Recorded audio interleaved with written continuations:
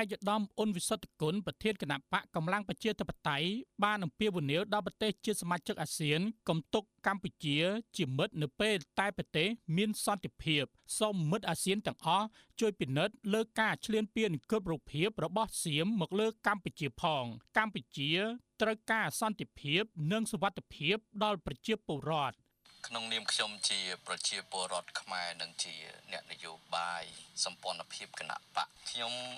យល់ឃើញថា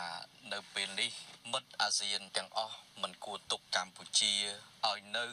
រងការឈ្លានពានពីប្រទេសសៀមមកលើប្រទេសកម្ពុជានោះទេបាទសូមឲ្យរាប់អានកម្ពុជាសូមឲ្យស្គាល់ពីទុក្ខលំបាករបស់កម្ពុជានៅពេលនេះព្រោះកម្ពុជានៅពេលនេះកំពុងតែរងនៅការឈ្លានពានពីប្រទេសសៀមទាំងការទម្លាក់គ្រាប់បែកមកលើជនស៊ីវិលទាំងការទម្លាក់គ្រាប់បែកមកបំផ្លិចបំផ្លាញទីវត្តអារាមនិងហេដ្ឋារចនាសម្ព័ន្ធផ្សេងដូច្នេះហើយក្នុងនាមយើងជាមិត្តអាស៊ានកុំស្គាល់គ្នាតែពេលមានសុខសន្តិភាពសូមឲ្យស្គាល់គ្នានិងជួយគ្នានៅពេលដែលមានសង្គ្រាមការអំពាវនាវនេះបានធ្វើឡើងនៅក្នុងឱកាសចុះចែកអំណោយជូនប្រជាជនភៀសសឹកចំនួន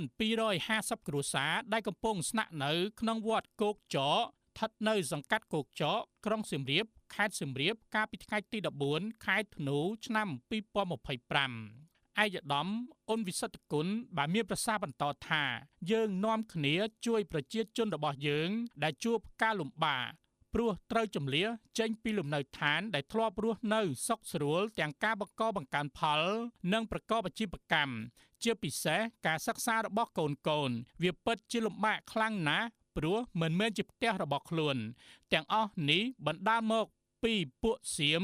មកឈ្លានពានទឹកដីរបស់យើងខ្មែរគ្រប់រូបត្រូវចាំជាប់ឲ្យបានច្បាស់ថាសៀមគឺជាជនជាតិមួយដែលលោភលន់និងជាឃាតករដែលបំផ្លាញខ្មែរសូមបងប្អូនចូលរួមជួយប្រជាជនយើងទាំងអស់គ្នា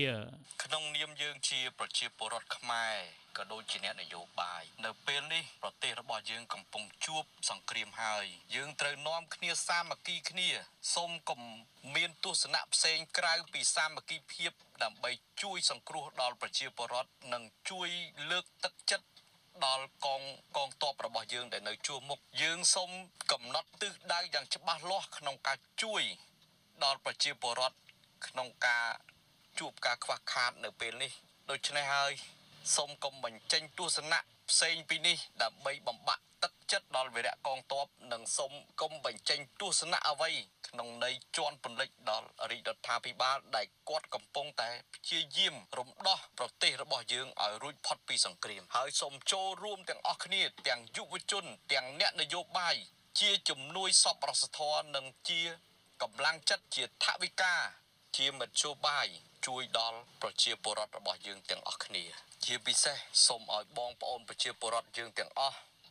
ជឿជាក់និងទុកចិត្តចំពោះប្រមុខថ្នាក់ដឹកនាំដែលមានសម្ដេចមហាបវរធិបតីហ៊ុនម៉ាណែតនាយករដ្ឋមន្ត្រីនៃប្រជាណាចក្រកម្ពុជានិងសូមជឿទុកចិត្តយ៉ាងច្បាស់លាស់ជាមួយនឹងបិតាសន្តិភាពរបស់កម្ពុជាយើងគឺសម្ដេចអគ្គមហាសេនាបតីតេជោហ៊ុនសែនដែលលោកកំពុងតែខ្វាយខ្វល់និងព្យាយាមការពារដែនអធិបតេយ្យភាពរបស់យើងឲ្យបានគង់វង្សសូមជម្រាបថាកាលពីថ្ងៃទី14ខែធ្នូឆ្នាំ2025សម្ព័ន្ធភាពគណៈបកនយោបាយបានអញ្ជើញចុះចែកអំណោយជូនដល់ប្រជាជនភៀសសឹកចំនួន